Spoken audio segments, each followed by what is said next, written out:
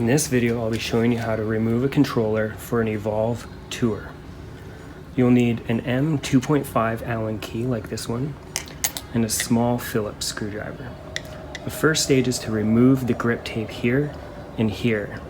Underneath, you'll find 5 screws, as well as a screw on the back end and the front end here.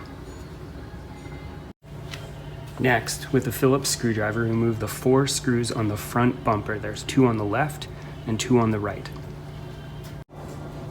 Underneath, there are 2 more screws here and here.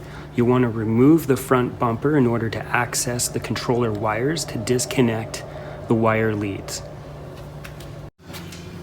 Once the screws are removed, you can open the deck like this and remove the battery to access the controller here.